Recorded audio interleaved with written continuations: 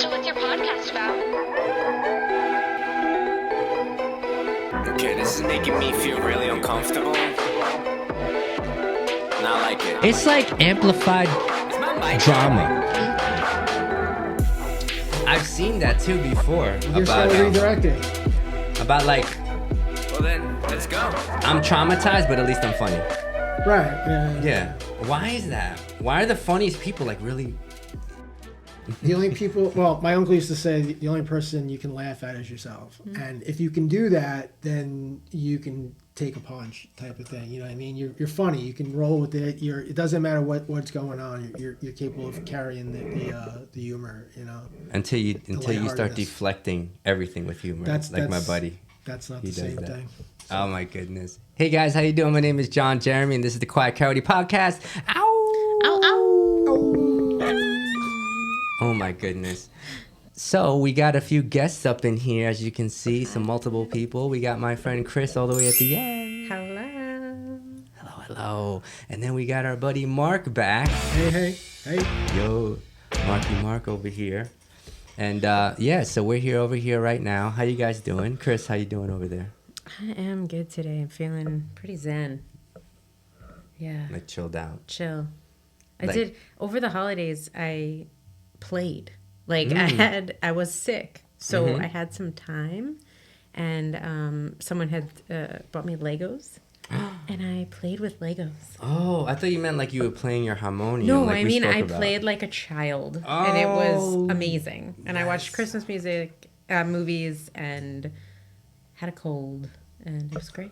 I'm gonna do that. It I was think. so I think fun. I'm gonna buy like Play-Doh and Legos. Yes. And like start building. My buddy who after my mom passed away, we were talking about that before. Like I came back from Florida, he let me stay with him, and like his, I don't know, hobby or coping, or he just said it helped him concentrate, was build these beautiful Lego things. Yeah. Gigantic like Yeah, Death imagine Star and Yeah. Empire State Building. it's like doing those adult coloring books, but different. Yes. Yes, adult. Yeah. They have some pretty. I just bought my cousin, my nephew, one for Christmas, and it was 18 and up, and it was like a Star Wars helmet, and he's like 10, so he's gonna be doing it with his dad. Yeah. But it's like him and his dad do it, and it's like a whole like Zen thing that they do together, type of thing. I mean, my nephew probably not so much, but Isn't that cool? they Yeah. have a lot of them. They I have all just- types. They I have like just bought one flower on- bouquets and I stuff. bought like one that. on back order. Bonsai trees. The Milky Way. Oh, Of, wow. of what? Like The Different things Our to Legos. draw? Galaxy. No, Legos. Oh, Legos. Wait, what? Yeah. Tell me Yeah. about it. I'm super excited. It's on back order. I don't know when it's going to get here, but it's like this huge thing you can hang up and put lights in the back, and it's the Milky Way. You with Legos. Whoa. They have one where it's like a little like Asian like vase or pot Yeah. with like a bonsai tree in it, and it's like a Lego bonsai The tree. one that my mother-in-law bought me was a maple tree. So I built that, and I was like, "This is amazing! I need more Legos." I need to get more. I gotta go to the store right now. Legos. It's like 2 a.m, Chris.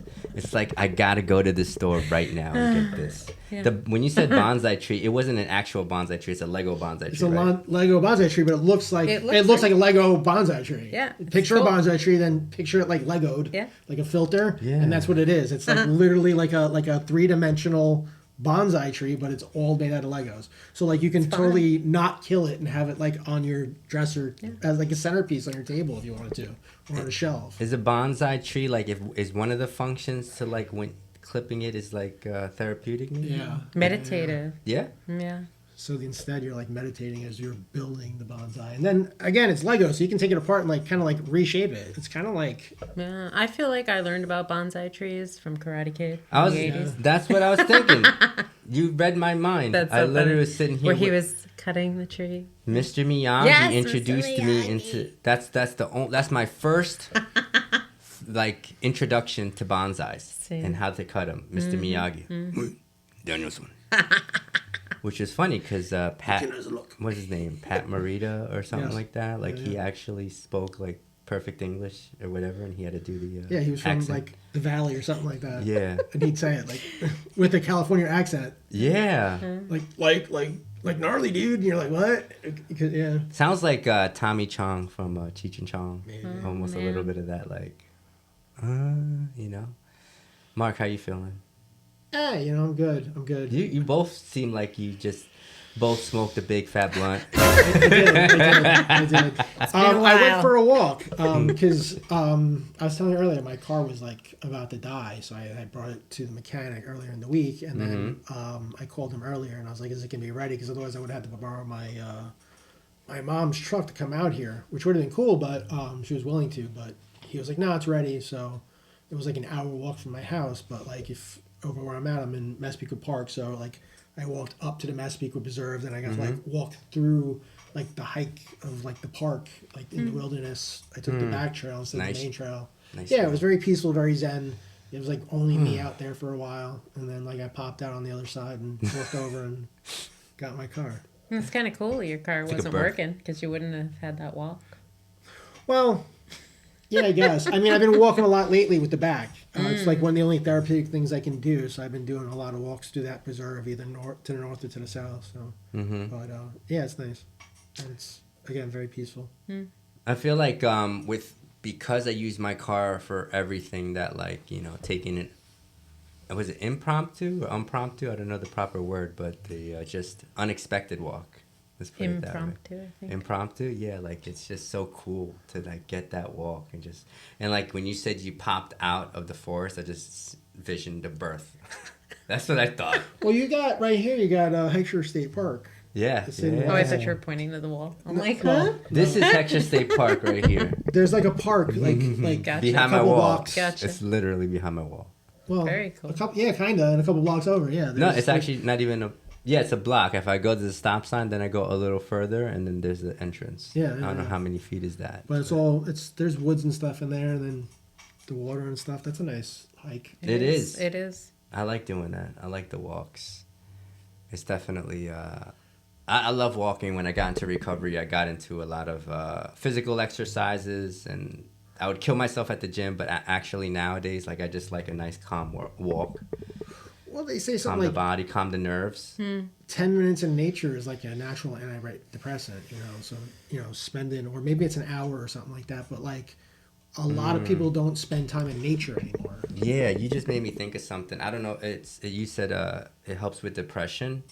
I heard a woman today that had like she has over 40 years of recovery, and I feel bad, but like she was just saying how like she had just really bad depression. She never experienced it before, and as she's sharing more is coming to light. Like her husband passed away a year ago, and then she was talking about like she just has so much paperwork, it just feels overwhelming, and she was just describing.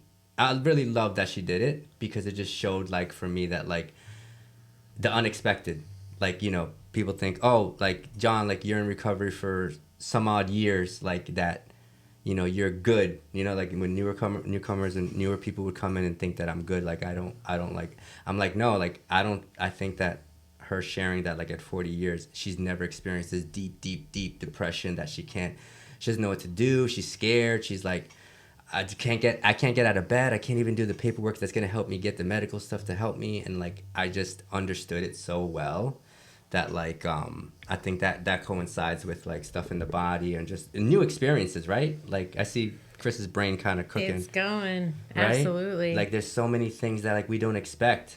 I heard a dude at 25 years sober say that he got diagnosed with depression.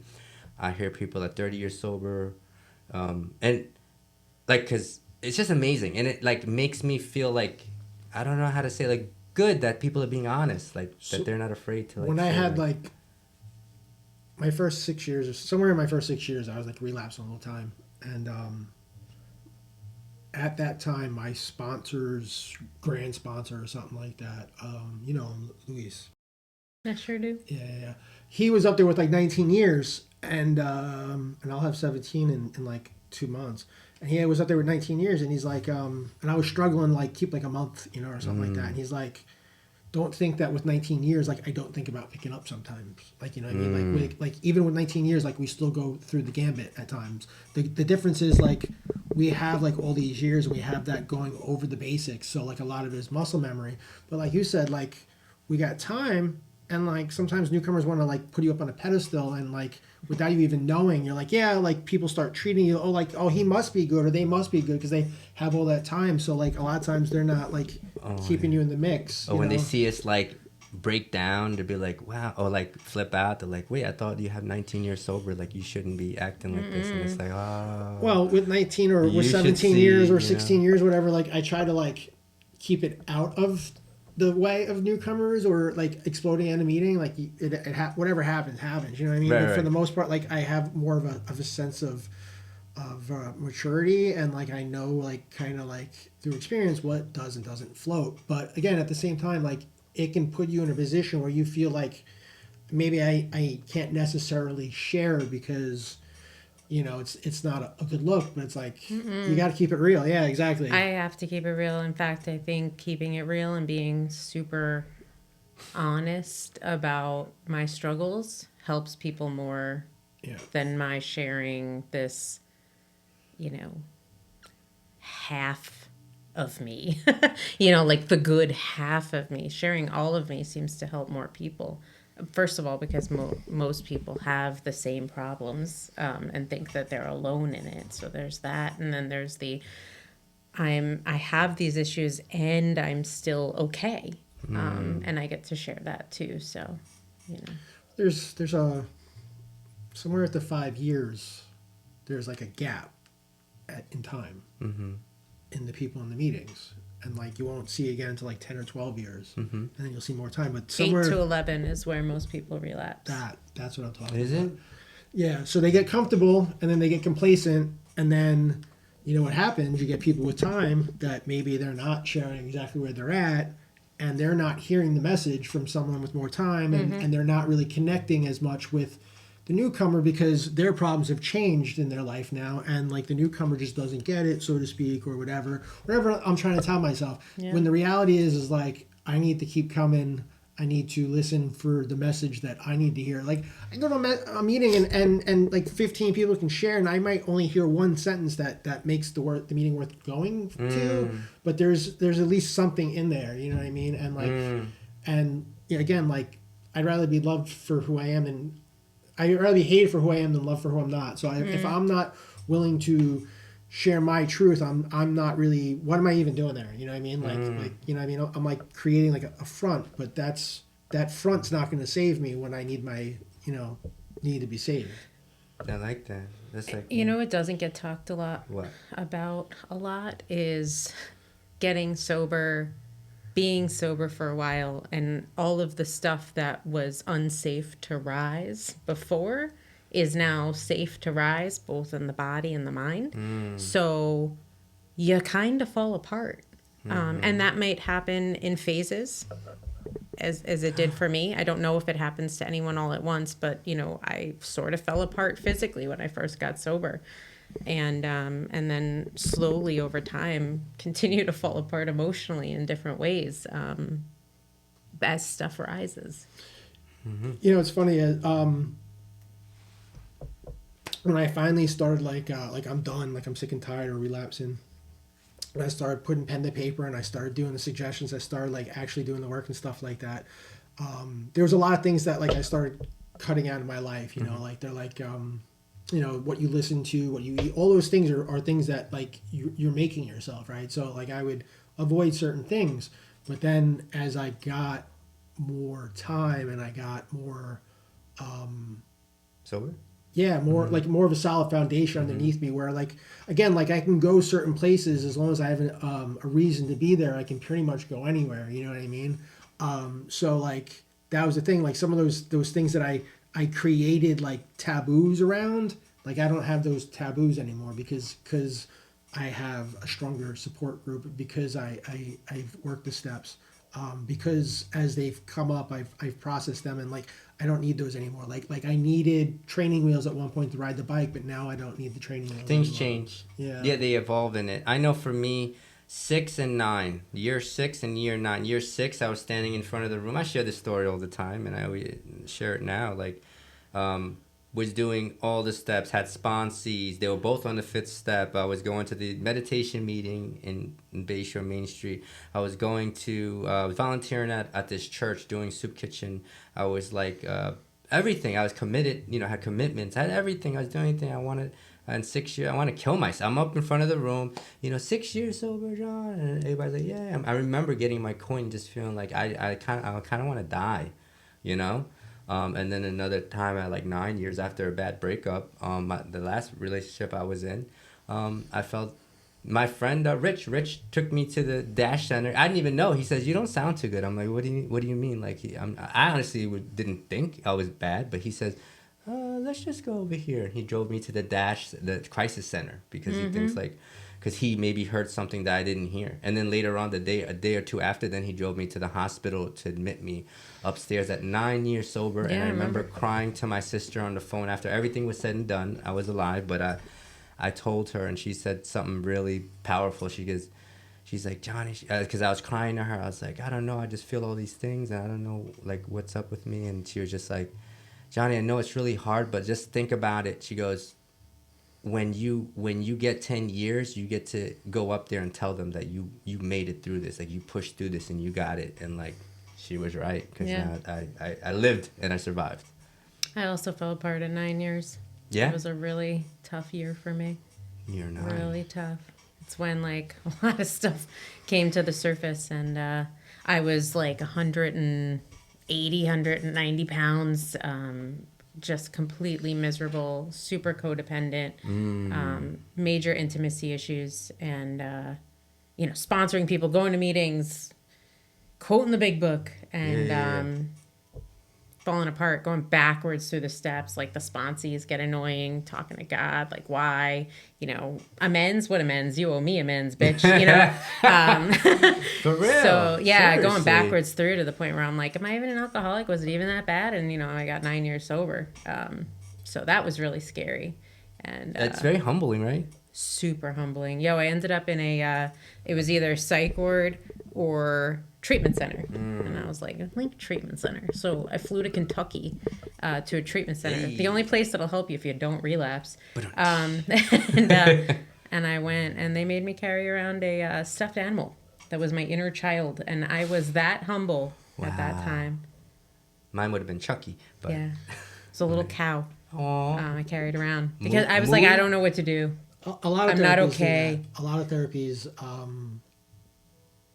they want you to be the parent or the missing factor. Reparenting, they call it. Yeah. Stuff like that for your inner child. man. Sometimes it's stuffed animal, sometimes it's not. And they do it in a lot of different therapies. Yeah. Inner child especially, work like- is crazy. Yeah, especially PTSD and stuff like that, whether it's childhood or like just revisiting it and stuff like that, seeing every step of your progression of where you might have veered off the path that you want for yourself, type of thing. We are only here because we've moved through that shit, not because it didn't exist. Like, it wasn't okay. I wasn't okay. And I said something, and I sought help, and I continue to share about it. And that's why I'm still here, not because I didn't break, because I broke. Yeah. And survived it. Yeah, I felt that way. I shared at the meeting, and I was able to be as on. And I was like, I realized today that my mom died. I said, and I was like, because I was feeling weird. I looked it up, and I said that.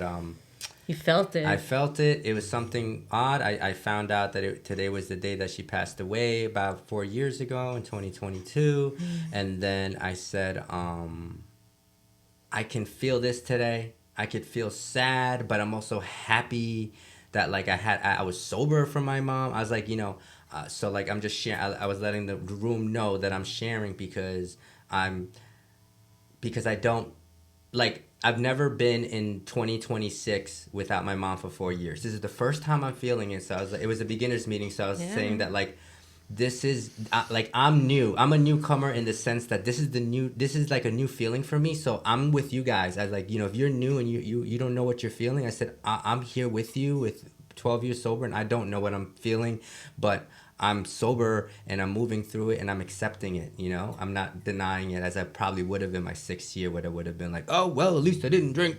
At least I didn't, and like, and there's nothing wrong with that either. I'm just poking fun at some of my friends that may do that, but Well, no, and that's the thing I was saying earlier. Like, you gotta be able to laugh at yourself. You know, Yeah, dude. like we can talk about things that we did that are absolutely terrifying, revolting, disgusting, and yet they're hilarious. And so hilarious, so funny. and we get it. But like, if I like talk to some guy, well, maybe not on like a train, he'd be like, "Yeah, cool," you know what I mean? But like, you know, like your average person would be like, "What is wrong with you?" Why is the train guy? Or the bus guy. I don't know. Maybe I'm just like, you know, because I was on the train or the bus up before, you know, and I've just been kidding. on that What side about the too. Uber guy? The Uber guys are usually pretty cool. They're like, Yeah. Come on, guy. We gotta. I've we had gotta. some spiritual conversations with Uber drivers, man. I Yeah. really have.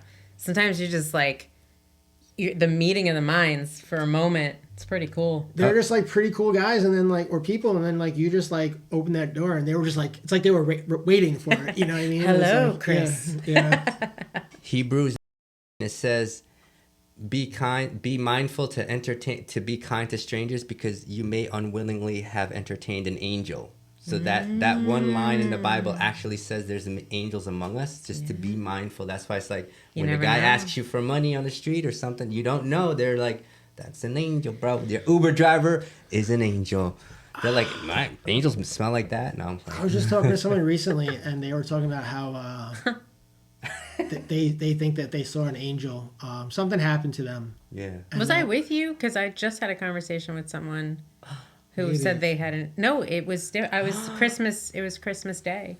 Someone was talking about. Someone it. was talking No, it wasn't about with like you. they were at a hospital, and someone came over and like started reading their stuff, and they were telling them stuff, and then they disappeared, and like that wasn't the doctor they had the entire time they were there, and that person like came from like around the corner, and then like read something, told them something, discharged them, and like told them what they told them something that like was pretty simple. I forget what it was now. Damn it! But it was like, but it clicked when they said it. It's like when we come into in the recovery, like you hear like don't do that a million times, but then when one of us says it, like it makes sense. And then that person just like went into a room and like they were gone. And then like they didn't see that person the entire time either. Whoa. And they were like, it was like an angel. Like they showed up for like 2 minutes just to say that one thing that they needed to hear, and then they disappeared. Isn't that crazy? What was your angel? It wasn't my experience, Oh. but someone was mentioning that they thought that they had been in the presence of an angel, that an angel had approached them, or a person rather, had approached them and said, "I remember you. You were a child crying on a stoop in front of a church, and I recognize you from that moment." And they were like, "What? Like, how could you possibly recognize me fully grown from a moment in my childhood?" So they felt like, and then they disappeared, and they just felt like they had maybe just seen an angel. Yeah. Well, I remember when I was That's active, I used to skirt around and wine dance and stuff like that. And Fun time. It is. It is. Depending. Yeah. You gotta have it in. I did not. No. Whatever. It is what it is. Fun or terrifying, depending. I just remember one time I was by myself and like I was looking to pick up and I was driving around and it was late. It was like after midnight. So it's like one white guy in wine dance in a car probably should like get to stepping. And I just remember this guy. He was walking. He had like, he was a black dude, but he had like long hair, and it wasn't like exactly dreaded. It was kind of like almost like Jerry curl, but it was like long. And he was carrying like a bag, but he just didn't look like everybody else. He looked like his skin had like more of like this porcelain feature to it and stuff like that. He just didn't look like a normal person, and like And to he looked this out of day, place too. he was just a regular like dude that fit into society, I guess, but he was slightly different enough looking that I remember looking at him and be like, he does not look normal. And I was thinking at the time, like, I think an angel just passed me, and that was when I was active, and it like bugged me the out. I don't remember exactly what happened after that. Yeah. I probably smoked it out, but I just remember it, and who knows what that meant. I mean, that dude might have saved my life or something. I don't know, but I do remember seeing a guy, and like that was my impression of that guy. It was like that was like Jesus in another life or something like that. I didn't know what it was. Wow. I just knew that guy didn't fit in, but I was like meant to see him. Were you like messed up at that time? I was actively picking up. I feel like, yeah, sometimes like the cool part about it is that like no one can definitively say no. Like there has to be some sliver of maybe that's Yeah, sure. right. There has Of to be course. some opportunity. We don't of- know. Yeah, like there could have been maybe that. I don't, Anything's possible. on a quantum Yeah, level, it anything could is- be me in my future. Who knows? Absolutely. You know what I mean? Who But- knows? but- Portal could open up But the- right here, right now. We don't know what the next moment's gonna hold. Right, we don't, and that's. That's. But something like Jesus, that's that prayer about the footsteps. Like, you know, when you look back and there's only one set of carried you. prayer. Like when you're at your hardest moment, Yeah. that's when like you're in fight or flight, and like Jesus takes over at that point, or like an angel takes over at that point. Some higher power in you takes over at that point, and like you're like an automatic, and you're just like functioning. But like they say that like your higher power is what's actually like putting in the footwork to get you where you're going, or you know, that's what I've heard before. And like again, like you said, it's like I can't say that it's not.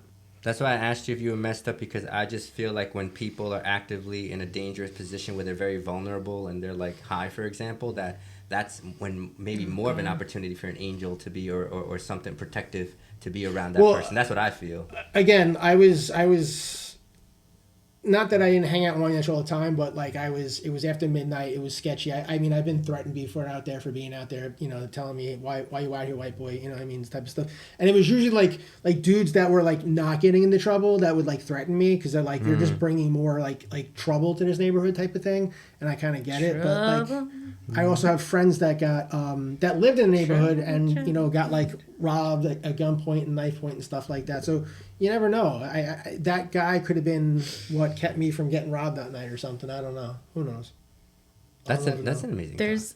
There's this really cool depiction in Hindu culture of an elephant being sort of attacked by, I'm not sure the difference between an alligator and a crocodile, but it's like Oh, one an will see you alligator. later, and one will be back in a while.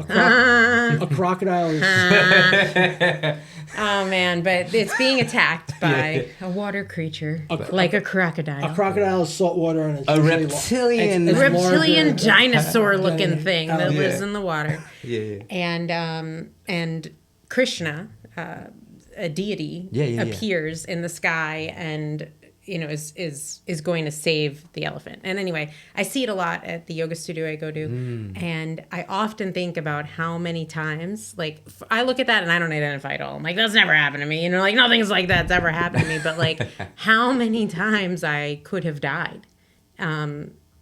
It's unbelievable, you know, even the ones I'm aware of. And then you think of all the times, you know, you're driving or whatever, like all these different like half misses or near misses. And like, it's as if something, perhaps angels, God, the universe, future self, aliens, I don't know what, but something is sort of like potentially reaching down and moving things in a way, perhaps.